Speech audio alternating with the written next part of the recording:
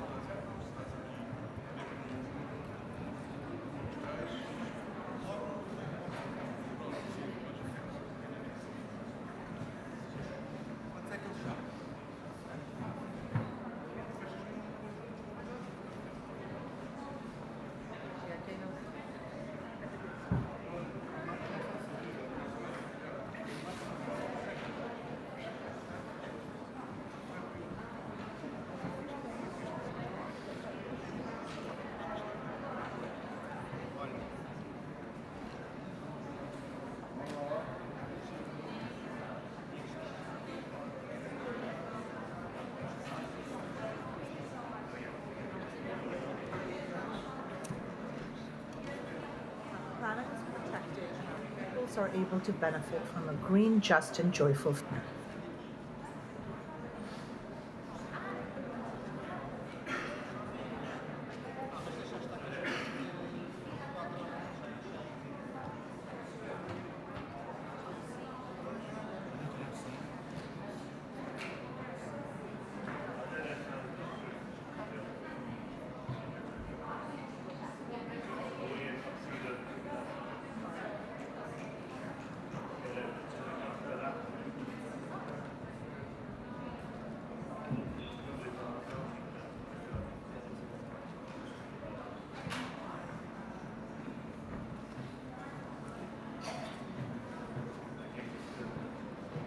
Microphone on.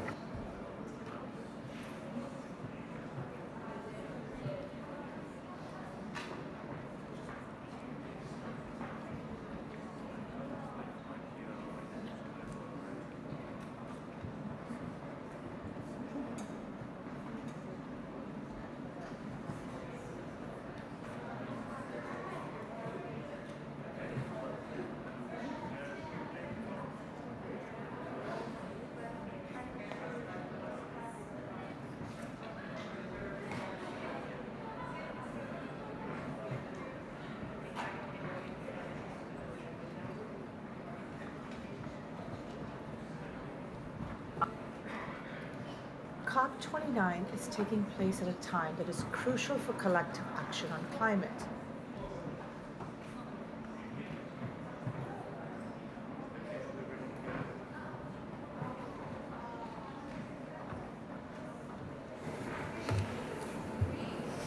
Good afternoon, everyone.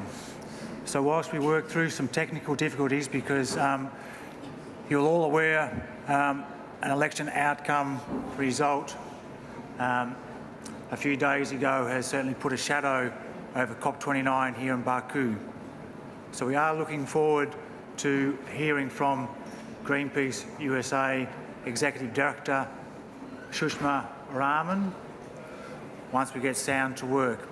I'd also like to introduce you to our panellists today, where I have the Executive Director for Greenpeace Southeast Asia, Yeb Sanyo, who will address you regarding our COP29 expectations in the wake of climate impacts.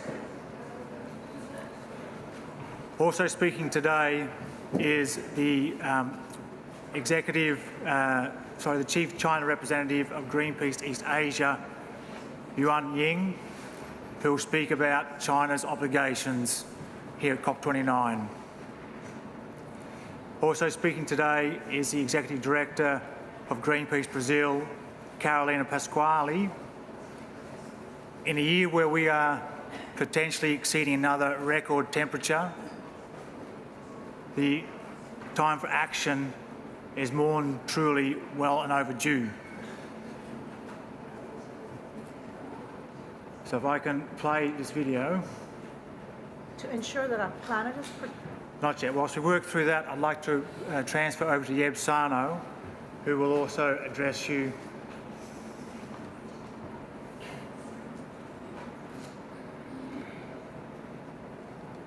And I'll display on the screen an important message from the Philippines. Thank you. Thank you, and good afternoon, dear friends and colleagues. My name is Yeb Sanyo. I'm the Executive Director of Greenpeace Southeast Asia.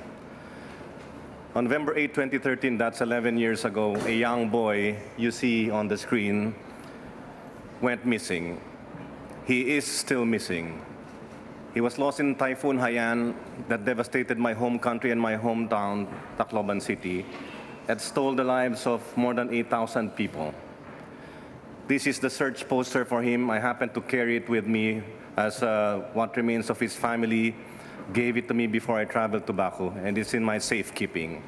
We are bringing him here to show the world and the fossil fuel companies responsible for the climate crisis the human tragedy of their culpability. Here at COP29, we must hold them accountable. As I speak, the Philippines is again being battered by a powerful typhoon, the 14th major storm to affect my country this year, and coming on the back of 3 damaging storms just in recent weeks. Typhoon Yinqing, which hit the Philippines just last Thursday, and Typhoon Toraji, which is making landfall right now as COP29 begins today, are all occurring outside what we consider the normal typhoon season, and Filipinos are very weary of these repeated disasters that are escalating in devastation and impact. Another incoming tropical cyclone projected to make landfall again in my country on Friday is brewing in the Pacific. I must remind everyone that 11 years ago today, on November 11, COP19 in Warsaw was also opening. And when I was the climate negotiator for the Philippines, I appealed to the world to stop this madness in the wake of the super typhoon that took away this young boy. This is why here at COP29, it's imperative that leaders recognize the dire nature of the climate crisis and the urgency with which they need to act. There might be a climate denialist elected to the White House, but we cannot deny the tragedy of this young boy or the lives of so many others suffering across the world. Climate impacts are happening globally, irrespective of who is in the White House or which country is most responsible for the fossil fuel pollution that has brought this crisis to our doorsteps. For too long, world leaders have failed to act decisively. We need climate action, not climate neglect, and this requires money. That's the centerpiece of COP29. Climate finance is at the heart of the Paris Agreement, and at COP29, the work must go on. It cannot and does not hinge on any one country. A robust and ambitious new finance goal must be agreed upon, and Trump's re-election can never be an excuse for other nations to scale back the ambition needed. It is essential that global climate action remains undeterred, regardless of political shifts, including the United States. While the Trump administration may prioritize fossil fuel interests over climate justice, the world cannot afford to pause or weaken its resolve. COP29 therefore offers a pivotal moment to demonstrate the global solidarity and accountability because polluters transcend any single country or political master. Trillions, not billions of dollars are needed to support mitigation, adaptation, and loss and damage in developing nations because costs of inaction are mounting every day, and climate justice requires the redress of historical wrongs. So how do we get there within the next 2 weeks? Here in Baku, Greenpeace is calling for, first, the implementation of COP28 agreements on transitioning away from fossil fuels, including how countries will align their 2030 and 2035 climate action plans with the 1.5 degrees goal. Second is that we need to prevent a poor outcome on offsets and carbon markets to protect and restore high-integrity, carbon-dense ecosystems. And I guess many people are paying attention closely to the new collective quantified goal, the NCQG. It needs to be ambitious in order for us to see it commit to significantly scaled up public finance to developing countries for adaptation, mitigation, and loss and damage, and makes the fossil fuel industry and other major polluters pay. My dear friends, the answer is very obvious. We need to hold the polluters accountable. Fossil fuel companies and big polluters must finally pay for the loss and damage that they have caused. We must make the polluters pay. And leaders have the power to enforce this justice, and they must act now. COP29 will be judged whether it passes the climate justice test, and therefore it will be measured on the strength of the NCQG. Thank you very much. Thank you, Yeb. Strong words. And I'll pass on to Yuan Ying to also deliver. Thank you, Aaron. I'm Yuan Ying from Greenpeace East Asia, China Chief Representative. So I would like to start with a simple fact. So whoever sits in the White House, the climate change is getting catastrophic. It's not going to change. So from where I came from, China is experiencing severe climate-related extreme weathers every year. So in the northern part of China, we have experienced the record high temperature in the summer. And in the southern part of China, we are experiencing very severe rain floods and rainstorms. So it's in the very China's own interests to protect its people from climate crisis. And meanwhile, another side of the story is every day we see China is adding the new solar panels, wind turbines into its electricity system.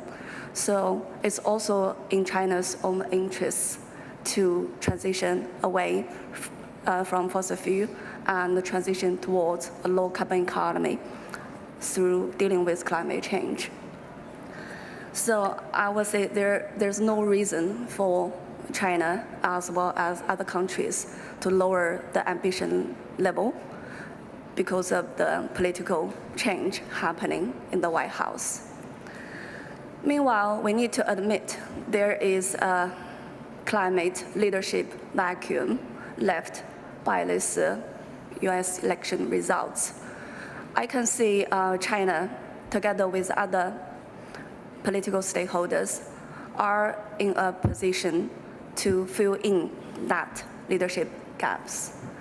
It's not because of the size of the emission of the country, but more importantly, it's also because China is leading the way to provide the clean tech solutions on the global scale.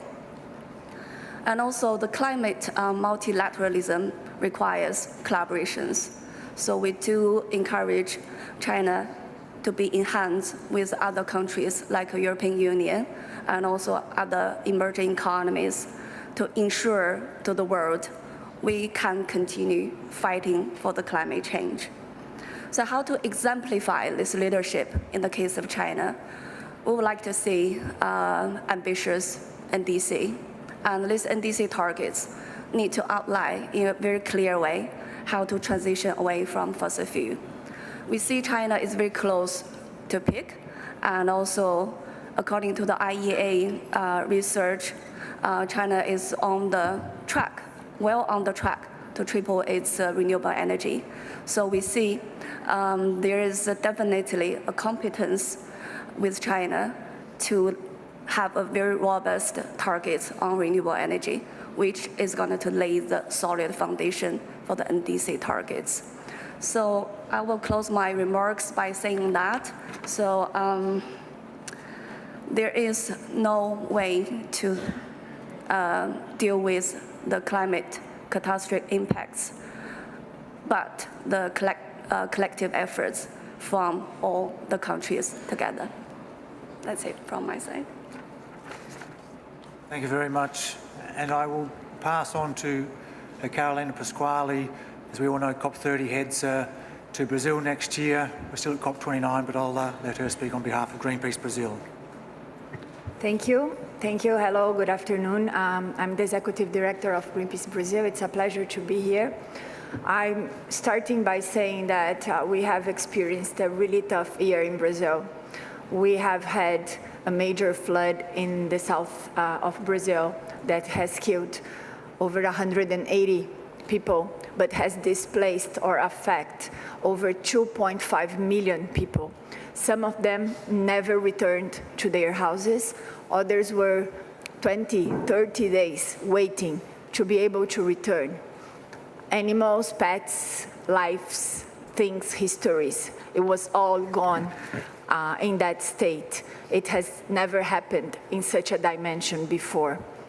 Then we also experienced, for the second year in a row, a severe drought in the Amazon region. So all the rivers were dry, and that means that people cannot access their communities. They cannot get supplies. They remain isolated as long as the rain doesn't come. And what's happening is that the rain is taking longer and longer to come, and the effects are deeper and deeper year by year. This was, as I said, the second year that this happened. So we've been experiencing this, and it's clear to us that climate impacts are as real as it gets, and you cannot get away with social media posts denying it. So eventually, the reality kicks in, and we need a global coordinated action to tackle these challenges. We have high expectations for Brazil as the presidency of the next COP. It's going to be a COP in the Amazon. It's an opportunity to bridge climate and nature and biodiversity goals, and we expect the Brazilian ambition to also drive and inspire other leaders in that road. Brazil has announced its top-level NDC last Friday, but without details, just the top-level number. We are expecting more details when the Vice President arrives here this evening. He will be here for the high-level segment tomorrow, and in his agenda we have the submission to the UNFCCC, so we will know the details. But for us, it's mandatory that it has a clear statement on a fossil fuel phase out and the transition away on fossil fuels. Brazil is dealing with the deforestation rates. The numbers just announced showed us that the deforestation tax this last period is lower by 30.6% in the Amazon, which is good news, but it's still not enough. We need to remember that the commitment is a zero deforestation rate by 2030, and that's absolutely necessary for us to tackle this. Of course, we also need the results of COP29 to help us fund and have the resources and especially build trust so we can all collectively move forward on our goals. I also want to add that we've been there where the US is about to be. And I think one thing that was actually keen for us to overcome those really bad 4 years with a climate denier on, as a president, was civil society, organized civil society, and the movements and the social movements and the indigenous communities and local communities. I think in the end it has strengthened our ability to work together and to push back. And I think we need to come together as one voice, because it doesn't matter what happens in the White House. This is happening globally. It will still happen, and we can't afford to have global leaders using this as an excuse to not step forward. So that's what we hope, and I think we have good expectations for this and also for next year's COP, because the world, again, is setting records for high temperatures, and we are close to have this window of opportunity closed. So, yeah, that's it for now. Thank you. Thank you, Carolina. I'm going to do something a little bit unorthodox, but I think the need arises because before I open up for questions, I'm going to read out myself the address from the Greenpeace Executive Director from Greenpeace USA, who cannot be here because, as you know, things have changed in the United States.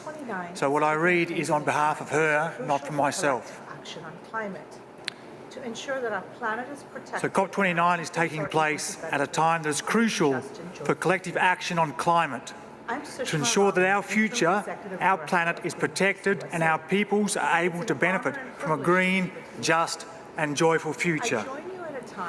I speak on behalf of Sushma Raman, the Interim Executive Director of Greenpeace USA, and it's an honour and privilege to speak with you today. I join you at a time when our oceans are absorbing 90% of excess heat from greenhouse gas emissions and 25% of CO2 emissions, with grave consequences for our climate, our planet and our peoples. I join you at a time when climate-fueled disasters cost the economy $1.5 trillion in the 2010s, and the US is experiencing droughts, extreme heat, hurricanes, flooding and other extreme weather events, all of which disproportionately affect marginalised communities. And I join you at a time when the US elections resulted in an outcome that has significant adverse implications not only for climate and environmental protections in the United States, but also around the world. With the elimination of regulatory and institutional guardrails and the rise of elected authoritarianism, it is incumbent on us, civil society, social movements, independent media, trade unions, consumers, the international community to hold power to account. At Greenpeace USA, I draw strength from those who came before us, who have shown us paths for a more green, just and joyful future. I draw strength from the decades of Greenpeace activism and impact. I draw strength from Indigenous communities protecting and advancing the rights of nature. I draw strength from the civil rights movement, the struggles against colonialism, and the movements for land back and reparations. Looking ahead to 2025 and beyond, environmental and climate NGOs in the US must draw on the lessons learned globally to shift from exceptionalism to collaboration, to focus on building people power and to challenge corporate greed and exploitation.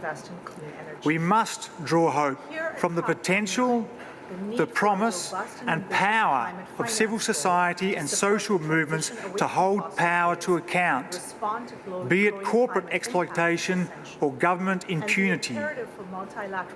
We must continue our efforts to phase out fossil fuels, especially in the global north, and continue to expand and invest in clean energy. Here at COP29, the need for a robust and ambitious climate finance goal to support the transition away from fossil fuels and respond to growing climate impacts is essential. And the imperative for multilateral cooperation, which is underpinned by climate finance, has perhaps never been more urgent. At Greenpeace USA, the work continues. Our mission and purpose are clear, irrespective of who's in power. Our sense of urgency is heightened given the risks of climate inaction and rollbacks. Together we can make a difference. Those are the words of the Greenpeace USA Interim Executive Director. We have not too much time. We are 4 or 5 minutes of some questions. Our panellists will be available for media interviews and questions outside this room and are here for the duration of the talks. If there's any questions to start with, I'll open up to the floor, please.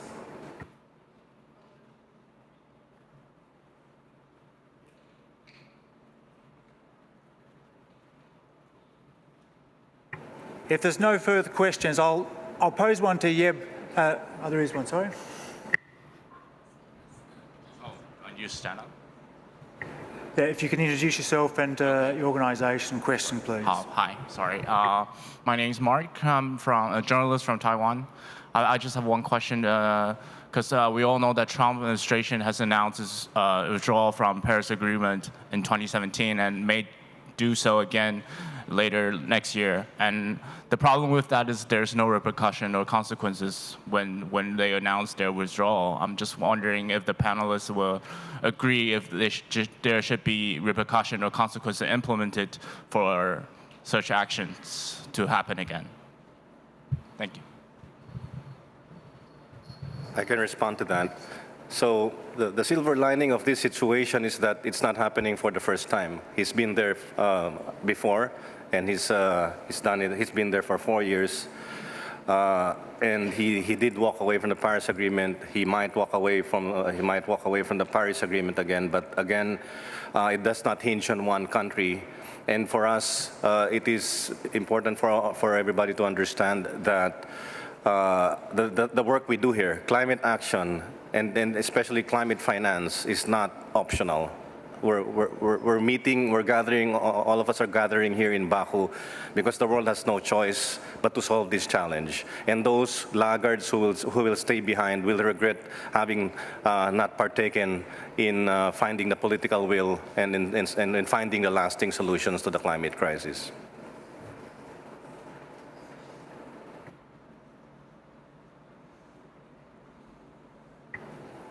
Further questions?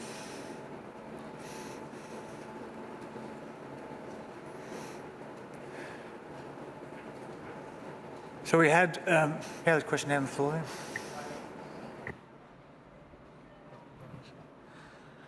Welcome to our country, Azerbaijan. I am Farid Azeri from APA Information Agency. I want to ask you one question. Not depends on who want to answer, but question is as such. What do you think other parties can reach the final agreement of this conference and to find the financial elements and financial mechanisms to defend climate change in Baku? Thank you.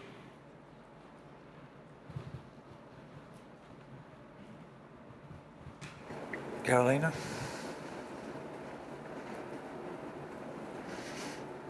Carolina, would you like to respond?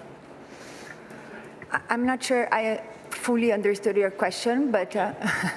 Okay, I'm again repeat my question. Farid Azeri from APA Information Agency. I want to ask you, are the parties of this conference can reach the final agreement of COP29 in Baku? How can they reach the agreement? Yeah, they need ambition. We need to come together and find the best solutions and common ground. We need to understand the urgency of what's at stake, and we need the presidency to facilitate it in the best possible way, so we have a good outcome.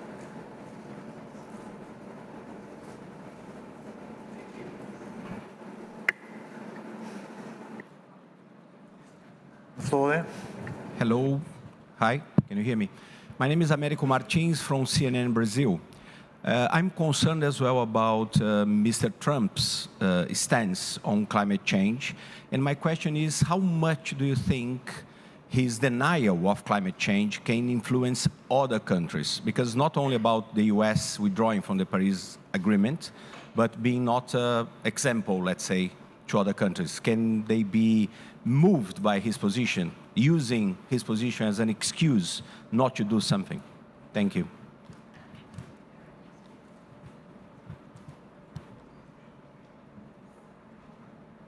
I think we have no time, and we can elaborate on that further, but I think we expected, and we expect it happens the opposite. I think we expected other leaders to see this as an opportunity to step forward, because the option to that is too blurry for us to even look at. And I think we have high expectations for the other leaders, and as our colleague was saying, for China and others to step up and to take responsibility and to work for a good outcome at this and the following COPs as well, regardless of what he decides to do.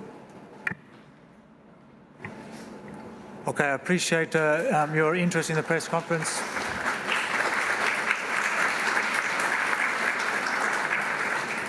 And again, our panellists are available outside the press conference room. Thank you very much.